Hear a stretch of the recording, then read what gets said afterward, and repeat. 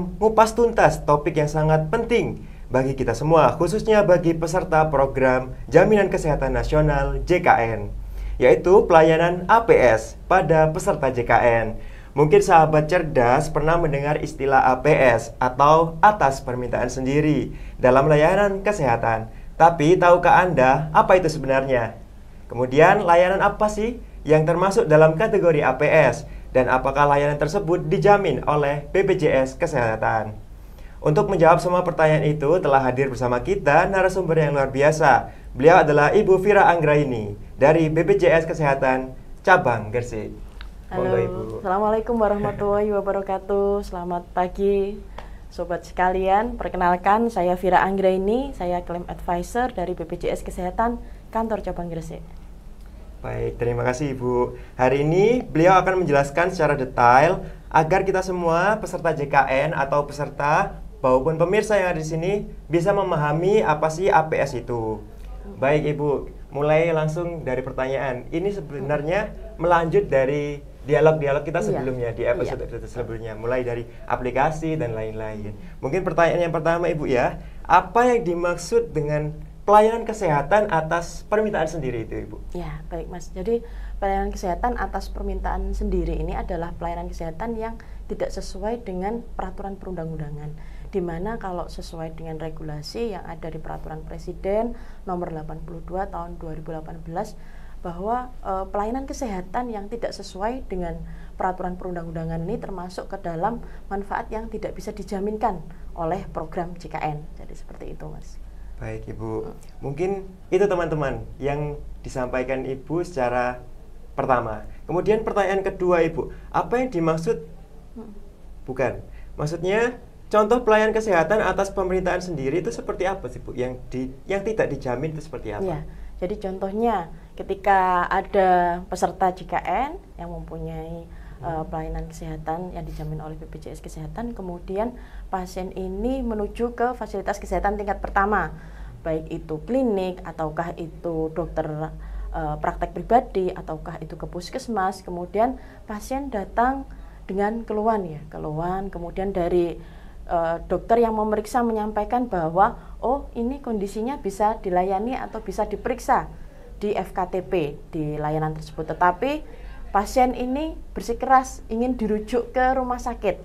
Lah itu masuk ke dalam atas permintaan sendiri.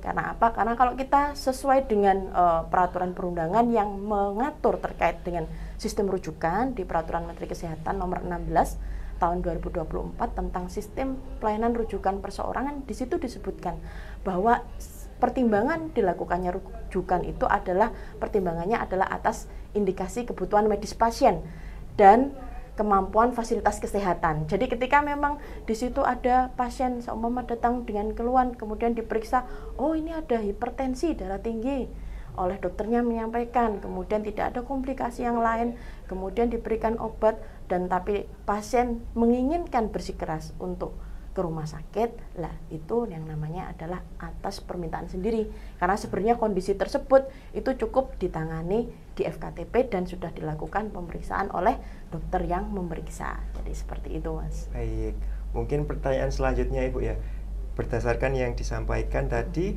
apa semua pelayanan kesehatan itu harus melalui pelayanan tahap pertama Ibu? Iya, jadi kalau pelayanan kesehatan itu apabila kondisinya tidak gawat darurat, itu memang sesuai dengan FKTP di mana kita terdaftar. Jadi kalau seumpama Masnya terdaftarnya di sini di Puskesmas Alun-Alun contohnya, maka di situ ketika ada kondisi yang tidak gawat darurat dan posisi domisili adalah di wilayah Gresik, maka harus melalui pemeriksaan pertamanya di Puskesmas Alun-Alun.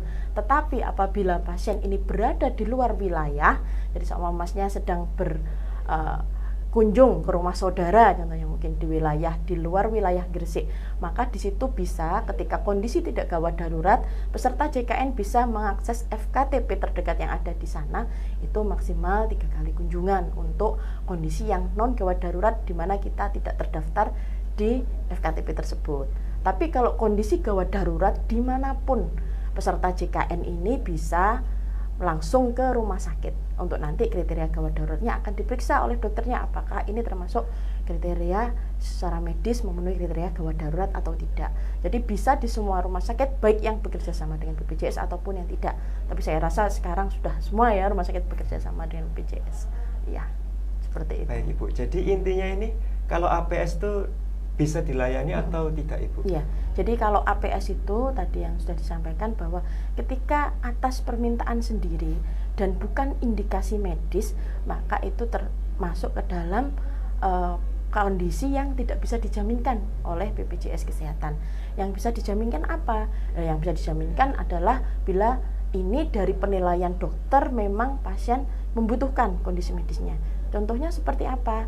Contohnya tadi apabila pasien dia ternyata dari pemeriksaan dokter di sini, oh di sini mungkin ada keluhan nyeri perutnya ini memberat, di mana dia mungkin dilihat oh sudah ada dari dokternya menganggap oh ini perlu pemeriksaan USG, saya curiga mungkin ada apendisitis, kemudian dari FKTP dirujuk lah karena di FKTP di klinik puskesmas tidak ada USG, maka dirujuklah dia ke rumah sakit. Maka di situ dijamin di sini dokternya akan memeriksa, dokter bedahnya akan diperiksakan USG-nya, kemudian sampai kalaupun memang nanti pasien dari pemeriksaan membutuhkan operasi juga itu adalah manfaat yang dijamin.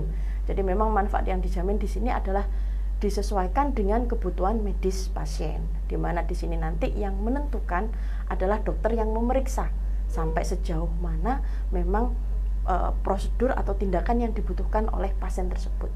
Selama itu atas permintaan pasien sendiri, jadi seumpama contohlah seperti mungkin operasi sesar. Operasi sesar di sini mungkin dari pasiennya ingin, oh saya punya JKN ini, saya ingin operasi sesar, ingin memilih tanggal baik atau tanggal indah contohnya ya, barangkali ada yang seperti itu.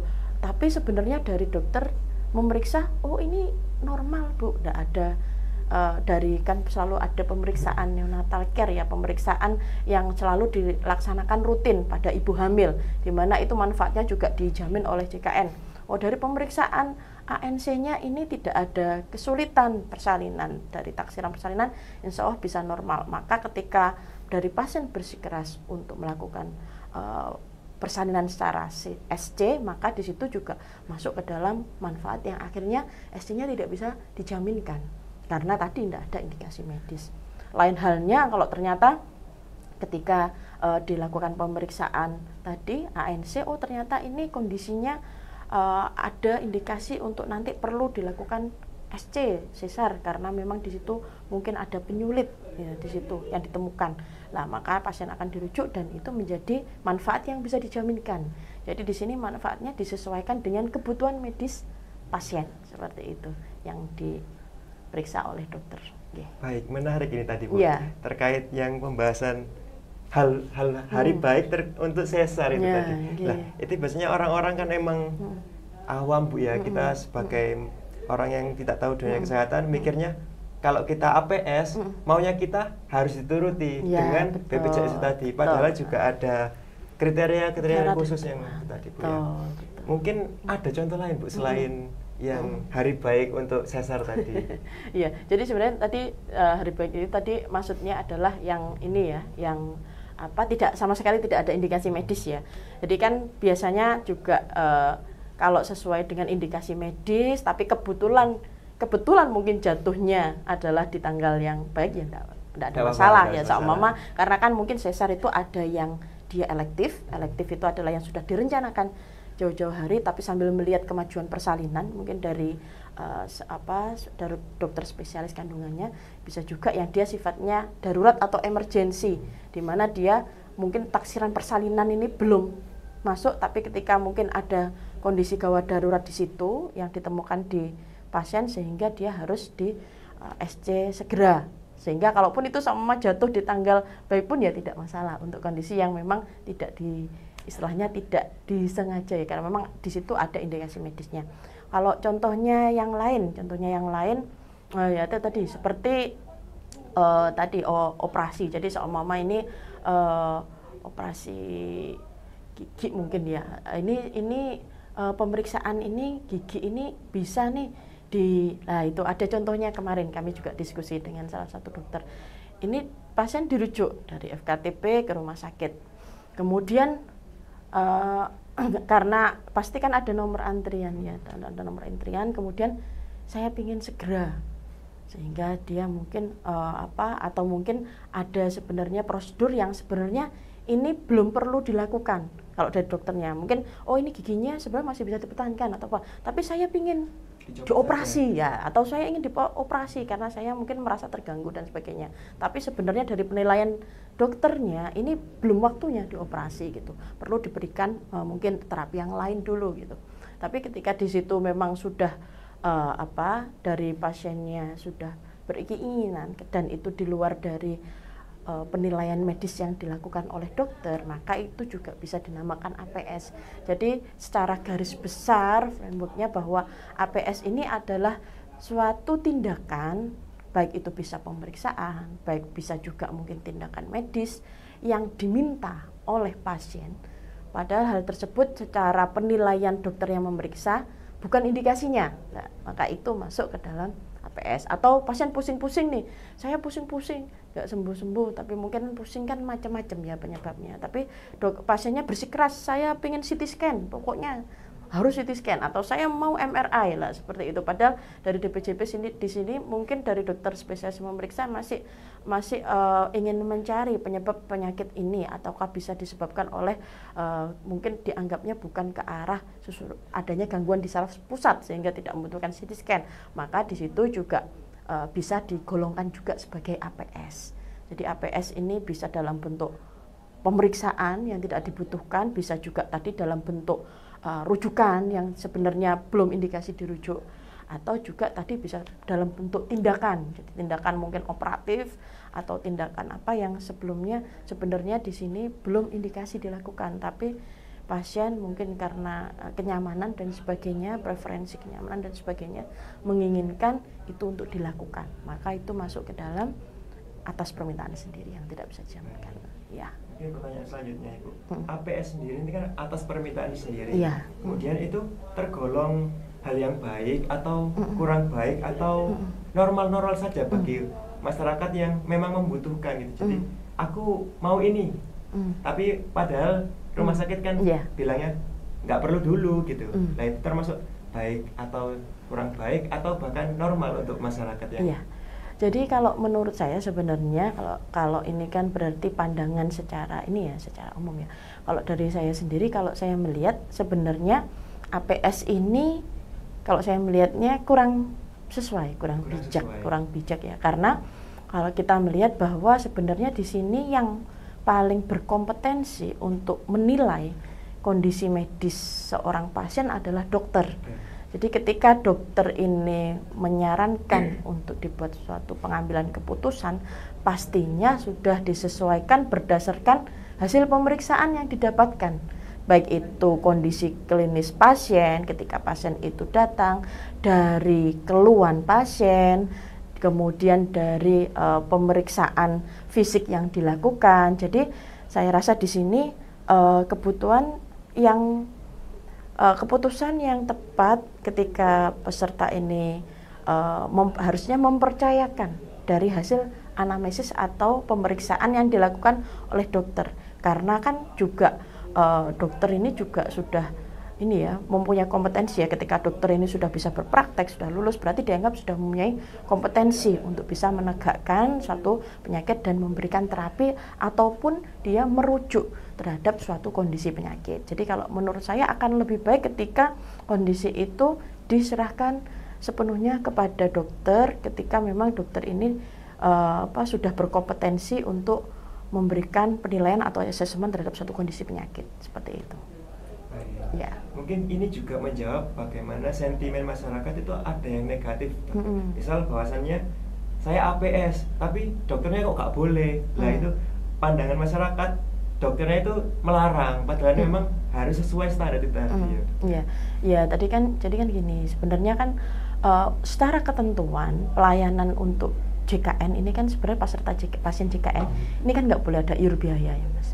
tidak boleh ada iur biaya. Kecuali apa? Kecuali jika memang yang diperbolehkan itu ketika ada naik kelas, kayak rawat inap, kemudian kita naik kelas gitu, atas permintaan sendiri. Tapi kalau penambahan obat dan sebagainya, terus kemudian pasien ini pemeriksaan penunjang dan sebagainya, yang sebenarnya dia adalah masih pasien JKN tetapi diberlakukan iur biaya, ini kan mesti akan menjadi suatu akhirnya yang tidak sesuai dengan ketentuan seperti itu, sehingga kami juga menyampaikan perlunya dilakukan edukasi, karena kan mungkin juga peserta di sini, mungkin masyarakat juga sebagai yang awam di sini tentang medisnya, itu namanya orang sakit kan pasti juga ini ya ada kekhawatiran, ada rasa bingung, cemas lah.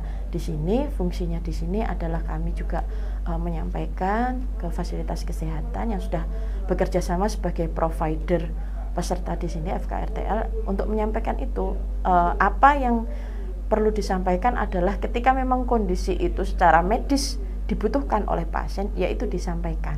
Ketika memang kondisi medis itu tidak dibutuhkan, ya bagaimana mengedukasi bahwa memang ini sebenarnya tidak dibutuhkan, sehingga iur biaya itu bisa dihindari seperti itu. Karena kan iur biaya atau pasien menjadi pasien umum lah ya istilahnya, saya mau ini tapi sebagai pasien umum, seperti itu juga nanti kan akan juga berpotensi untuk terjadinya keluhan, dan pasti pasien akhirnya ini kenapa kalau memang indikasi medisnya seperti ini kenapa kok akhirnya tidak dijamin, akhirnya mempertanyakan lagi bagaimana manfaat dari kepesertaan JKN-nya kan seperti itu. Jadi harapannya di sini dengan pasien mempercayakan keputusan sepenuhnya kepada dokter, dan dokter bisa memberikan edukasi ke peserta bahwa memang pemeriksaan yang akan dilakukan, tindakan yang akan dilakukan ini sesuai dengan indikasi medis yang ditemukan ke pasien. Harapannya yaitu tadi tidak ada lagi adanya permintaan yang di luar indikasi yang akhirnya ujungnya adalah pelayanan tersebut tidak bisa dijaminkan seperti itu. Baik, Ibu. Mungkin pasien kan sudah ada ya, mungkin kemudian di aplikasi JKN itu sudah terdaftar, kemudian beliau mengajukan APS, apakah ada prosedur tertentu untuk melakukan APS itu? Ya, yang jadi di-approve jadi sebenarnya gini kan, di sini BPJS Kesehatan bekerja sama dengan fasilitas kesehatannya. Di sini fasilitas kesehatan yang melayani secara langsung peserta JKN sesuai dengan indikasi medisnya. Jadi biasanya memang yang menemukan pertama ketika itu adalah APS adalah fasilitas kesehatan, baik itu FKTP maupun FKRTL.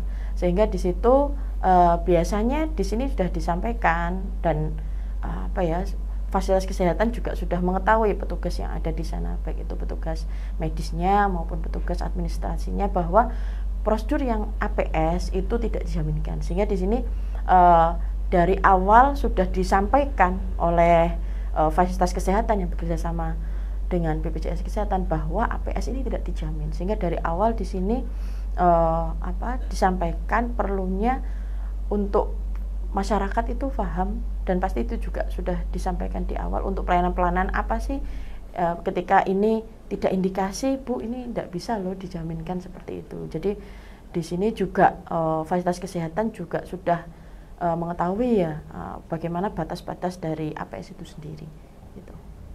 Baik teman-teman sahabat cerdas, bahwasannya APS itu sendiri belum semua dijamin oleh BPJS. Tidak semua. Semuanya tidak dijamin. Semuanya kalau APS dijamin. iya, Kalau ketika APS, itu sudah APS. Karena iya. ada prosedur-prosedur tertentu yang hanya dokter yang sudah bisa mendiagnosa tersebut. Mungkin bisa dikasih closing statement buat teman-teman. Ya. Baik, terima kasih. Jadi untuk APS ini adalah suatu pemeriksaan, atau bisa juga bentuknya tindakan, atau bisa juga bentuknya adalah rujukan yang diminta oleh peserta JKN yang tidak disarankan atau di luar indikasi medis dari penilaian dokter yang memeriksa. Sehingga ketika suatu pelayanan itu disampaikan, biasanya dari fasilitas kesehatan akan menyampaikan, ini adalah pelayanan APS, maka otomatis serangkaian pelayanan tersebut tidak bisa dijaminkan oleh BPJS Kesehatan. Oleh karena itu, semua sahabat bijak sekalian, hendaklah untuk melakukan pemeriksaan, melakukan pelayanan sesuai dengan ketentuan perundang-undangan. Dan di sini juga fasilitas kesehatan sudah mengetahui sebenarnya pelayanan-pelayanan seperti apa yang sesuai dengan ketentuan perundang-undangan. Jadi harapannya di sini semua sobat bijak bisa memberikan kepercayaan kepada dokter yang memeriksa bahwa memang nanti semua pemeriksaan, semua prosedur yang akan dilakukan itu adalah sesuai dengan indikasi medis dari sobat bijak semua. Sehingga closing statement-nya bahwa hindari APS. Baik, terima kasih. Baik, luar biasa sekali dari penjelasan Ibu Vira hari ini. Mungkin semoga teman-teman bisa, apa yang disampaikan bisa membuka wawasan kita bersama. Jadi khususnya sahabat cerdas agar lebih memahami makna layanan kesehatan yang dijamin atau tidak, di mana yang termasuk kategori atas permintaan sendiri atau APS itu. Ingat, menjadi peserta JKN bukan hanya soal mendapatkan layanan, tapi juga soal memahami hak dan kewajiban. Agar layanan yang kita terima benar-benar sesuai kebutuhan medis, bukan sekedar keinginan pribadi. Terima kasih ya banyak atas yang disampaikan Ibu Vira. Sama-sama, Mas. Dan terima kasih juga pada sahabat cerdas yang telah menyimak kita dari awal hingga akhir, agar ilmu yang kita dapatkan dari Ibu Vira dapat kita serap bersama-sama. Jadi sekian, terima kasih. Saya pamit undur diri. Wassalamualaikum warahmatullahi wabarakatuh. Waalaikumsalam warahmatullahi wabarakatuh.